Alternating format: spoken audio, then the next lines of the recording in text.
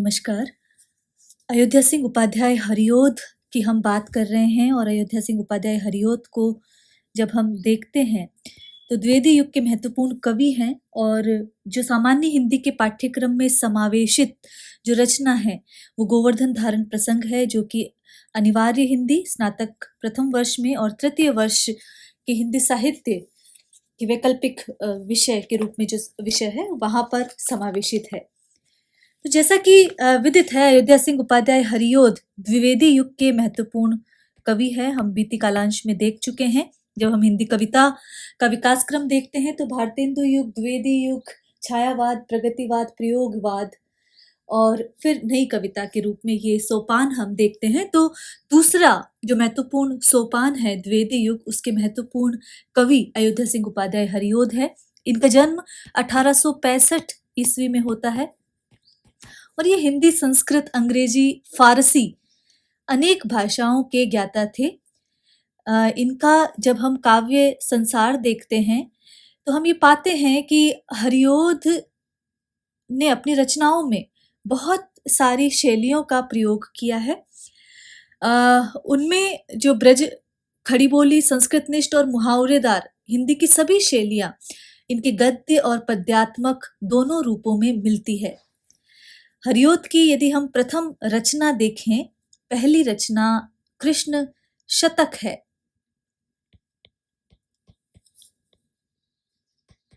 और कृष्ण शतक 1882 ईस्वी में ब्रजभाषा में लिखी गई है। तो इनकी पहली जो रचना है वो ब्रज शतक है, जो कि 1882 ईस्वी में प्रकाश में आती है। जो रसकलश हम देखते हैं वो ब्रजभाषा का ही अन्य महत्वपूर्ण ग्रंथ है। ये भी ब्रजभाषा में लिखा है और इस ग्रंथ में रीति ग्रंथों की परंपरा का अनुसरण करके रस का विस्तृत विवेचन किया गया है। तो ये प्रश्न भी पूछा जा सकता है, रस कलश का कथानक क्या है या विषय वस्तु क्या है। तो रस का विस्तृत वर्णन रस कलश में किया है। जो महत्वपूर्ण ग्रंथ है वो प्रिय प्रवास है और प्रिय प्रवास 1914 ईस्वी में लिखा जाता है और हिंदी का प्रथम महाकाव्य यह माना जाता है। ये 17 सर्गों में विभक्त है। प्रिय प्रवास जो ग्रंथ है वो 17 सर्गों में विभक्त है और हिंदी का प्रथम महाकाव्य है। विरह और श्रृंगार रस की इसमें प्रधानता दिखाई देती है। प्रिय प्रवास की जब हम बात करते हैं तो इसमें संस्कृत के वर्ण वृत्तों का प्रयोग किया गया है।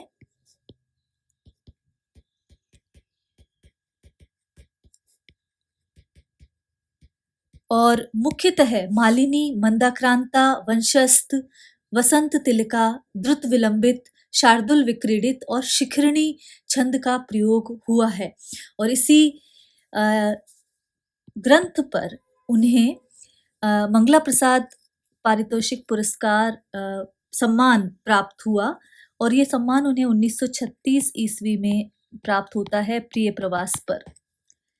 तो जब हम देखते हैं तो ये महत्वपूर्ण रचनाएं हैं।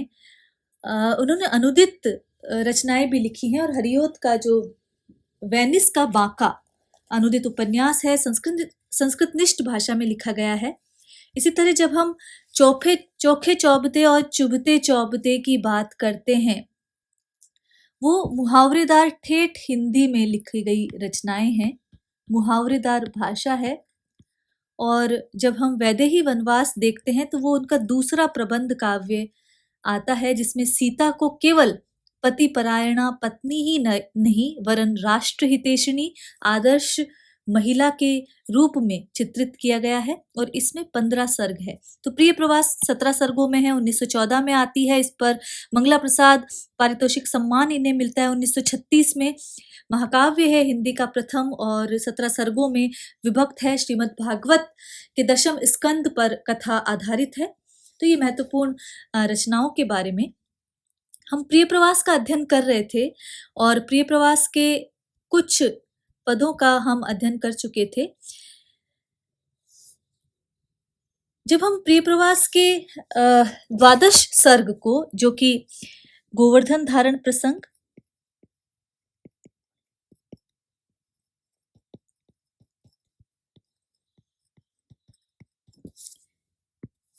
या कि इंद्र का गर्व हरण शीर्षक से जाना जाता है, क्योंकि इंद्र के गर्व का हरण किया था कृष्ण ने इसमें। तो उसमें ये प्रिय प्रवास के द्वादश सर्ग से लिया गया है। जैसा कि मैंने पहले भी बताया, जब व्याख्या की जाती है तो उसे 3 भागों में जरूर विभक्त किया जाना चाहिए। पहला संदर्भ एवं प्रसंग, फिर व्याख्या, और तीसरा विशेष के बिंदु। तो जब आप संदर्भ और प्रसंग लिखेंगे तो प्रस्तुत काव्यांश हिंदी के प्रथम महाकाव्यकार हरिओद जी द्वारा वर्णित हिंदी के प्रथम महाकाव्य प्रिय प्रवास से लिया गया है, और प्रिय प्रवास के द्वादश सर्ग से लिया गया है, जिसमें इंद्र के गर्व हरण की कथा कही गई है और कृष्ण के यशस्वी कार्यों का वर्णन किया गया है। तो अब तक हमने देखा कि जो प्रथम 3 पद हैं उसमें उद्धव जो है मथुरा से ब्रज आते हैं कृष्ण के कहने पर, और आभीर जाति का जो समूह है वो किस प्रकार कृष्ण के यशस्वी कार्यों का वर्णन उद्धव को सुना रहा है, वो हमने प्रथम छंदों में देखा जब हम बात कर रहे थे। द्रुत विलंबित छंद चल रहा है, और द्रुत विलंबित छंद में आगे जो सरस सुंदर सावन मास था, सावन के महीने का जो उल्लेख किया गया है और उसमें किस प्रकार प्रकृति आचरण कर रही है, किस प्रकार का वातावरण है, उसका उल्लेख यहाँ पर हरिओद कर रहे हैं। नवप्रभा परमोज्वल लीकसी, गतिमति कुटिला फणनी समा, दमकती दुरती घन अंक में, विपुल केली कला खनी धामिनी। तो यहाँ पर जो सावन का महीना है जिसमें बादलों से आच्छादित आकाश है, उसमें नव प्रभा नवीन चमक की यहाँ पर बात की जा रही है। परमोज्वल जो अत्यंत ही शुभ्र है, अत्यंत चमकदार है। लीक सी का अर्थ है लकीर सी, लकीर के जैसी। गतिमति जो रास्ता भूल गई है।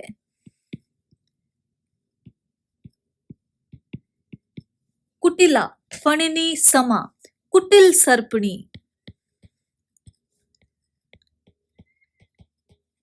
के समान, समान के समा समान। दमकती दमक रही थी, दुरती तीव्रता से। घन अंक बादलों की गोद में।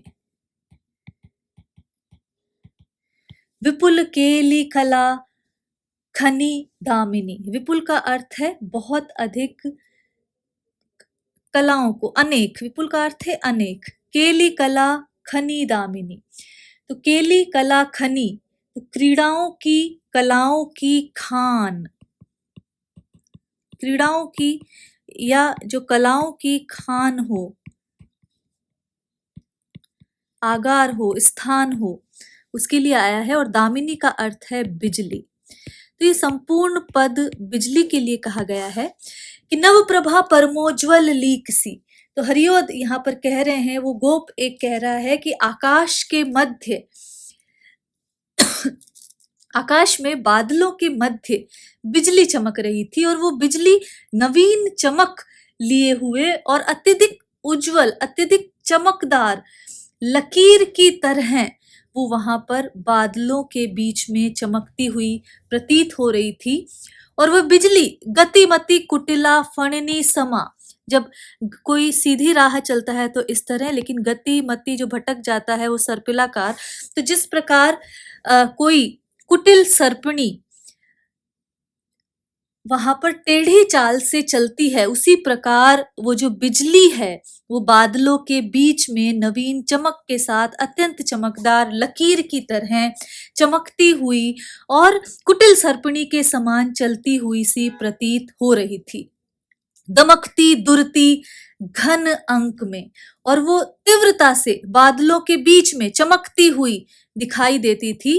कौन? विपुल केली कला खनी दामिनी, बिजली, जो कि अनेक क्रीड़ाओं और कलाओं की खान के रूप में जान पड़ती थी, वो बादलों के बीच में परम उज्जवल अत्यंत चमकदार लकीर की भांति चमकती हुई सी, दमकती हुई सी, तीव्रता से चलती हुई सी प्रकट हो रही थी। अब जब इसके कला पक्ष पर बात करते हैं तो लीक सी आया है, वाचक शब्द आया है, उपमा अलंकार है यहाँ पर। कुटिला फणिनी समा भी वाचक शब्द है। बिजली किसके समान? तो यहाँ पर भी ये उपमा अलंकार माना जाएगा। दमकती धुरती घन अंक में, बादलों की गोद, यहाँ पर रूपक अलंकार है। गोद कैसी है? बादलों की गोद है। और साथ ही मानवीकरण भी आया है। बादलों की गोद कैसे हो सकती है? तो मानवीकरण किया गया है। विपुल केली कला खनी दामिनी, जब यहाँ पर देखें तो अनुप्रास अलंकार देखा जा सकता है। अनुप्रास तो अंत्यानुप्रास तो सभी जगह आया ही है। तो इस प्रकार यहाँ पर विभिन्न अलंकारों का प्रयोग हम देखते हैं। और साथ ही जो शब्दावली है वो तत्सम प्रधान है। विशेष के बिंदुओं में ये लिखा जा सकता है कि शब्दावली तत्सम प्रधान है। जब हम देखते हैं कुटिला फणिनी समा, परमोज्वल, नव प्रभा, घन अंक, विपुल, केली कला, खनी, दामिनी, ये सारे शब्द तत्सम प्रधान है। और जो द्रुत विलंबित छंद है वो माना जाएगा। तो इस प्रकार इस पद में बिजली के लिए कुटिल सर्पणी का उपमान दिया गया है और उपमा अलंकार है। तो इस तरह माना जाएगा। और बिजली किस प्रकार चमकती है बारिश के महीने में, उसका उल्लेख हरिओद ने यहाँ पर किया है। अगला जो पद है उसमें वारिद व्यूह की बात की गई है। और वारिद व्यूह का अर्थ है बादलों का समूह, मेघ का समूह, बादलों का समूह। विविध रूप धरे नभ में कभी, नभ से तात्पर्य ये बहुत आसान है, आकाश है। विहरता का अर्थ है विचरण कर रहा था, घूम रहा था। रस सेकता, रस का तात्पर्य यहाँ जल से है, जलवर्षण से है। बन सके जिससे सरसा रसा, रसा का अर्थ है धरती, सरसा का अर्थ है जल युक्त। तो यहाँ पर इस पद में जो बादल जो आकाश में किस प्रकार घूम रहे थे, तो विविध रूप धरे नभ में कभी, विहरता वर वारिद व्यूह था। वर का तात्पर्य है श्रेष्ठ, सुंदर। कि बादलों में जो आकाश में जो बादलों का जो समूह है वो अनेक आकृतियों को धारण करते हुए आकाश में घूम रहा था। जब हम बादलों को देखते हैं तो वो विभिन्न आकृतियों के नजर आते हैं, कभी किसी दैत्य नुमा, कभी किसी हाथी नुमा। तो इसी प्रकार उसी कल्पना को यहाँ पर उकेरा है हरिओद ने कि आकाश में जो बादल है वो विविध आकृतियों के रूप धरे हुए जो श्रेष्ठ बादलों का समूह था वो विचरण करता हुआ नजर आ रहा था। अर्थात बादलों की सतत आवाजाही वहां देखी जा सकती थी। वह कभी करता रस सेकता, वह किसके लिए आया है यहाँ पर? बादलों के समूह। तो वह बादलों का समूह ही विचरण करता हुआ कभी कभी जल वर्षण करता था, जल से सिंचन करता था, जल सिंचन जल वर्षण करता हुआ सा प्रतीत हो रहा था। बन सके जिससे सरसा रसा, जिससे ये जो धरती है वो जल युक्त हो सके। तो बादलों का जो धर्म है कि जल वर्षण किया जाए, उसकी बात यहाँ पर की जा रही है कि बन सके जिससे सरसा रसा, जिससे धरती जो है वो रस युक्त हो सके। तो वह कभी कभी तेज जलवर्षण कर रहा था ताकि ये धरती सरस अर्थात गीली अर्थात नम अर्थात उपजाऊ बन सके। तो यहाँ पर सरसा का तात्पर्य जलयुक्त और उपजाऊ दोनों ही अर्थों में यहाँ पर लिया जाना चाहिए कि ये जो धरती है वो जलयुक्त और उपजाऊ बन सके। तो जब हम यहाँ पर देखते हैं तो सरसा रसा, इसमें जब हम देखेंगे यमक अलंकार आया है, यमक अलंकार यहाँ पर आया है। और साथ ही जब हम देखते हैं विहरदा वर वारिद व्यूह, तो यहाँ पर अनुप्रास अलंकार है, अंत्यानुप्रास अलंकार देखा जा सकता है, और साथ ही द्रुत विलंबित छंद है। तत्सम निष्ठ भाषा है, खड़ी बोली हिंदी में ये काव्य लिखा गया है।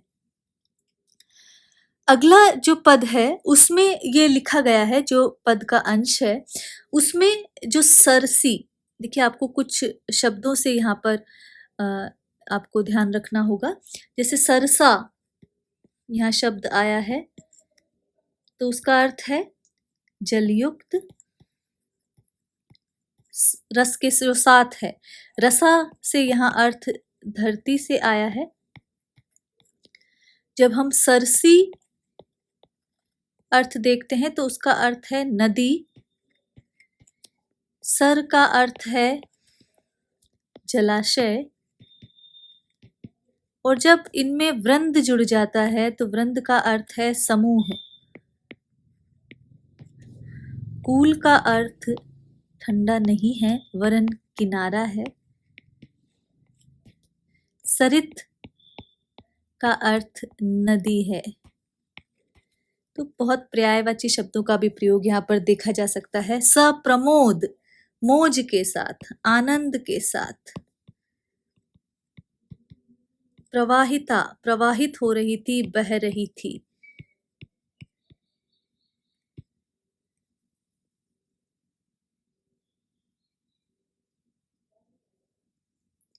तो यहाँ पर सलिल पूरित थी, सरसी हुई। सलिल का अर्थ है जल, जो जलाशय, जो नदी है, जो समस्त जलाशय हैं, सरोवर हैं, वो जल से पूर्ण हो गए थे। नदी जो है जल से परिपूर्ण हो गई थी। उमड़ते पड़ते सरवृंद थे, और जितने भी जलाशयों का जो समूह था उनसे भी पानी बाहर छलकने लगा था। उमड़ते पड़ रहे थे, उनसे भी पानी जो है बाहर छलकने लगा था। कर सुप्लावित कूल प्रदेश को सलिल थी, सरित थी, सप्रमोद प्रवाहिता। तो वहां कौन सी नदी है? यमुना नदी। तो यमुना नदी भी अपने किनारे के प्रदेश को जल से पूरी तरह आप्लावित करके, जल से सराबोर करके, मौज के साथ वहां पर बह रही थी। तो अपने तटीय प्रदेश, कूल प्रदेश का तात्पर्य यहाँ पर अपने तटीय प्रदेश, अपने किनारे के प्रदेश को जल से आप्लावित करती हुई, जलमय करती हुई नदी बड़े वेग से, मौज के साथ प्रवाहित हो रही थी। तो यहाँ पर यमुना नदी का उल्लेख कवि ने किया है, और वर्षा के समय किस प्रकार जो जलाशय हैं वो जल से सराबोर हो जाते हैं उसका मनोरम वर्णन है। शब्दावली तत्सम प्रधान है, और साथ ही अनुप्रास अलंकार का प्रयोग यहाँ पर किया गया है, और इस प्रकार काव्यलिंग अलंकार का भी यहाँ पर प्रयोग है, और तत्सम निष्ठ शब्दावली का प्रयोग यहाँ पर किया गया है। देखिए जो समानार्थी शब्द आते हैं तो वहां पर सामान्य हिंदी में ये शब्द पूछा जाता है कुल और कूल का अर्थ। तो कुल का मतलब योग है, वंश है, इस अर्थ में आता है, और कूल का अर्थ किनारा के अर्थ में आता है। अधिकांश बच्चे ये ध्यान नहीं रखते और कूल का अर्थ ठंडा लिख देते हैं, लेकिन वो कूल हिंदी का ना होकर वो अंग्रेजी का कूल है, तो इसे ये नहीं माना जाना चाहिए।